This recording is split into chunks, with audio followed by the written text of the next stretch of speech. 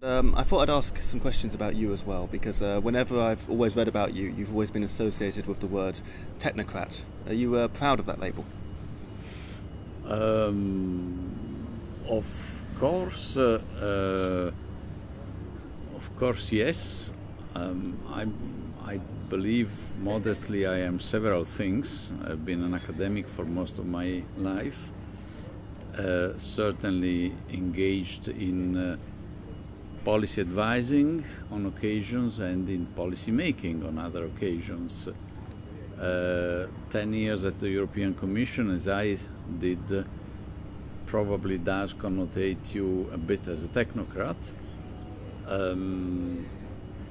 On the other hand, an experience as Prime Minister of Italy at a very problematic time for the country and for the Eurozone probably required not just technocratic skills. I believe the ideal would be that in the political positions we should have politicians, not technocrats,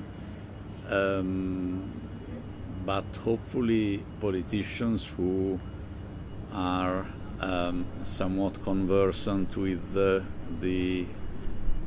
political and technical aspects of the policies they have to decide upon. I met George Papandreou here a few months ago, and he told me that we should beware technocrats because it was a way of smuggling ideology into politics, cloaked as pragmatism. How do you respond to that?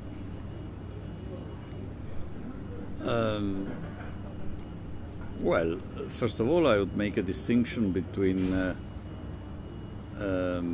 technocrats who, in one way or another, seize power because they want power and because they want to profit from the weakness of the political system in some occasions.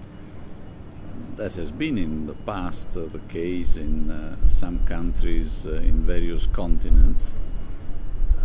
But more recently, particularly in countries hit by the financial crisis in recent years, the opposite has rather been the case, namely not really a competition among politicians to be willing to take a certain position, to be appointed prime minister, for example, and the political system retreated out of fear and out of the certainty that the needed measures would be highly unpopular, so very unproductive from a political point of view for the parties. Hence, they may call in cases like those, technocratic governments. Our case in November 2011 here in Italy was also suggestive to the effect that I was appointed Prime Minister by the President of the Republic. My intention was to form a government, a cabinet, who would be halfway composed of other experts, but also of political personalities. So I turned to the three parties that had signed in to support the national effort with a broad majority, but actually each of them preferred not to have people of their own, political personnel, as ministers in my government. So that was if you want, a technocracy by default, because politics did not want to step in.